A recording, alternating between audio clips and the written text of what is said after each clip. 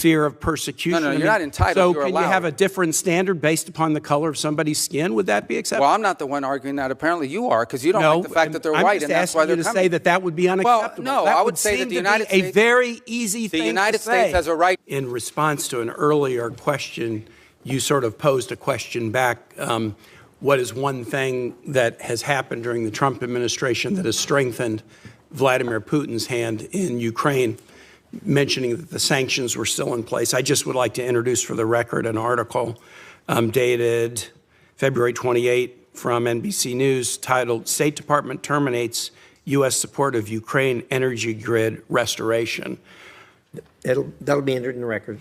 I was in Ukraine the day after the Palm Sunday bombing in Sumy and spoke to USAID staffers who'd all been riffed. They're going to be laid off either in the middle of the summer or early September. I'm aware that that's subject to litigation, but they talked about the fact that the grant cancellation canceled a grant that USAID had in place, hundreds of millions of dollars, that has been used repeatedly to restore the Ukrainian energy grid after attacks by Russians. I could give other examples. That is the one that is most present on my mind since I was just there. Mr. Secretary, I want to ask you about the program. It's the United States Refugee Assistance Program, and this is a program that state is the manager of, but together with other cabinet secretariats, DHS and HHS, state plays the lead management role. And it is how to manage the U.S. refugee assistance programs in tandem with contractors who help the United States on that. By an executive order on the first day of his presidency, President Trump paused all refugee programs and has canceled contracts to the agencies like the U.S. Catholic Church or Lutheran Refugee Services or HIAS or Church World Services who've been resettling refugees. Those programs are paused. There's litigation about it, but as far as I know, the United States is not, or the administration has not withdrawn the executive order. So there's essentially from this administration no refugee programs for anyone except. In early February, the president announced a special refugee program for Afrikaner farmers, justified, A, by some concerns about South Africa and foreign policy, but B, a claim that these were persecuted individuals. So right now, the U.S. refugee program allows a special program for Afrikaner farmers, the first group of whom arrived at Dulles Airport in Virginia not long ago, while shutting off the refugee program for everyone else. Do you think Afrikaner farmers are the most persecuted group in the world? I think those 49 people that came certainly felt they were persecuted, and they've passed every sort of check mark that had to be checked off in terms of meeting the requirements for that. They live in a country where farms are taken and land is taken on a racial basis. Okay. Do you think they're more persecuted than Uyghurs or Rohingyas, or more persecuted than political dissidents in Cuba or Venezuela or Nicaragua, or more persecuted than those who would be threatened should they be returned to Afghanistan by violence by the Taliban? Well, the problem we face there is the volume problem, okay? If you look at all the persecuted people of the world, it's millions of people. They can't all come here. And we had refugee programs. So why prioritize Afrikaner farmers? Well, because it's a small subset, it's a new issue, and the president identified it as a problem and wanted to use it as an example. But that's different from having these refugee programs that were basically spending money to put people up in communities and accommodate them, and it was acting as a magnet. Millions of people in this country illegally, and today the border is sealed. Let me challenge you, and I'm just going to say for the public, if you want to understand about the, quote, persecution of Afrikaner farmers, go look at the composition of the South African government. Since July of 2024, there's a government of national unity, and the opposition party to the ANC, the Afrikaner Party, the Democracy Alliance, is part of the governing coalition. They joined the governing coalition a year ago, and the leader of that party was given the remit of Agriculture Minister, John Steenhuisen. He is the leader of the former Afrikaner Party, still widely representing Afrikaners. He is the Minister of Agriculture in South Africa right now. I assert that this claim that there's persecution of Afrikaner farmers is completely specious. Are you aware ever during the apartheid era in South Africa, did the United States establish a special program to allow South African blacks who were treated as second-class citizens in the apartheid program, a special program so they could claim refugee status in the United States? No, because I was probably in 9th grade or 8th grade at the Yeah, time. well, then I don't expect you to know. I'll just tell you, never has there been a special program for Africans to come in as refugees to the United States. We've allowed special programs for people being persecuted for their religion, Soviet-era Jews. We've allowed special programs for people fleeing from communism, Cuba, Vietnam, the Soviet Union. We've never allowed a special program to allow Africans into the United States in an expedited refugee status until now. Afrikaner farmers living in a nation governed by a government of national unity that includes the main Afrikaner party. And actually, an even more right-wing Afrikaner party is also included in the coalition government. Now, would you agree with me, Mr. Secretary, that if we're interpreting the statutory phrase, a well-justified fear of persecution, we should try to do that in an even-handed way? I think we should try to do that in the interest of the national security of the United States. So okay, I agree with you too. We should.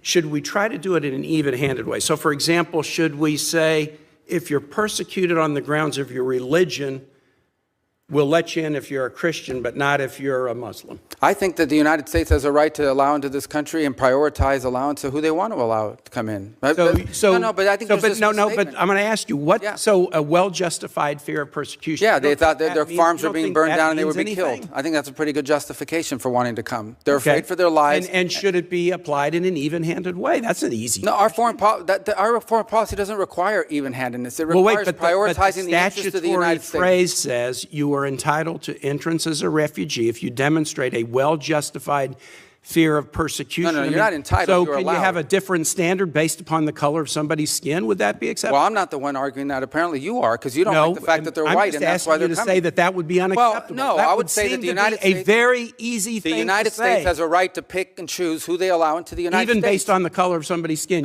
You're the one that's talking about the color of their skin, not me. These You're are people whose refusing to farms were being acknowledge burned that it down and they should were be killed because of the even-handed. color of their skin. Well,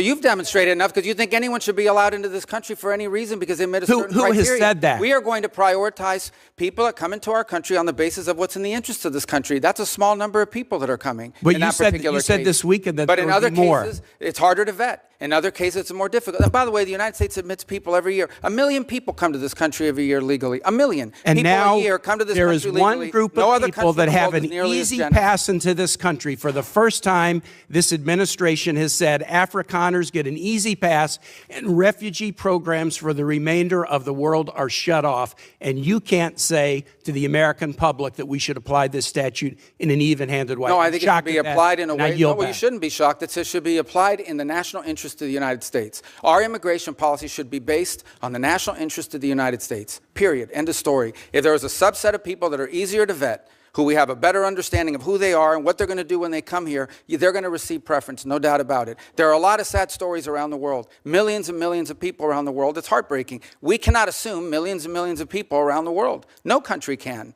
So you have to have a process of deciding who do you prioritize, who do you allow in. We do it all the time. We do it in our immigration system now under our current laws. Unfortunately, it's primarily based on family connection and not on what they're going to contribute to the society from a merit standpoint. That should be changed, but that'll require statutory changes. But the bottom line is, this notion that somehow we have to accept anyone who wants to come to the United States is absurd. No country in the world has an immigration policy like that. And no one is arguing that we should. I yield back, Mr. Chair. This exchange centers on a fundamental question: is refugee policy a matter of universal principle or national discretion? What begins as a policy discussion quickly turns into a confrontation over fairness, standards, and the limits of humanitarian obligation. The questioning opens by linking foreign policy decisions in Ukraine to broader credibility concerns. The implication is that withdrawing support in one area may strengthen adversaries elsewhere. This establishes a pattern: decisions are not isolated, and policy choices carry symbolic weight beyond their immediate scope. From there, the focus shifts to refugee policy. A key claim is introduced that existing programs were broadly paused, while a specific pathway was created for a narrowly defined group. This raises an immediate tension between general suspension and selective inclusion. The central challenge emerges in the form of a comparison. Are certain groups being prioritized over others who may face more severe or widely recognized forms of persecution? The question is not only about facts on the ground, but about how standards are applied. The response reframes the issue. Rather than ranking suffering globally, it emphasizes process and eligibility. The argument is that individuals met established criteria, and that their claims were evaluated within an existing framework, not outside it. This leads to a deeper disagreement about scale. One side highlights the vast number of persecuted individuals worldwide, suggesting that prioritization requires justification. The other side responds with a practical constraint. No system can accommodate all claims simultaneously. At this point in mercy design, is refugee admission meant to be even-handed across all cases, or selectively applied based on national considerations? This distinction becomes the core of the disagreement. An argument is introduced that representation within a government may undermine claims of persecution. The counterpoint challenges that assumption, suggesting that political inclusion at the top does not necessarily reflect conditions experienced by individuals on the ground. The discussion then turns to historical precedent. Previous refugee programs are cited, often tied to specific geopolitical contexts such as ideological conflict or religious persecution. The implication is that selectivity has always been part of policy. However, the present case raises a different concern. If selection appears to align with characteristics such as identity or background, it invites scrutiny over whether neutral principles are being applied consistently. This is where the exchange becomes more direct. One side presses the idea of equal standards, arguing that legal definitions should not shift depending on who is applying. The other side rejects the premise, asserting that national interest can guide interpretation.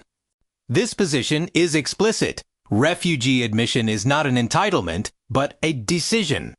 From this perspective, criteria are tools of policy, not fixed guarantees. Governments retain discretion to prioritize based on perceived benefit or feasibility. The opposing view sees risk in that flexibility. If standards are not applied evenly, then the legitimacy of the system may be questioned. Consistency is framed not only as fairness, but as a safeguard against arbitrary decision-making. The exchange intensifies when the discussion touches on race. One participant suggests that differing outcomes may imply differing standards. The response redirects the focus, arguing that the relevant factor is the nature of the threat, not identity itself. This moment illustrates how quickly policy debates can become disputes over motive. What begins as a technical question about criteria evolves into an argument about intent, bias, and interpretation.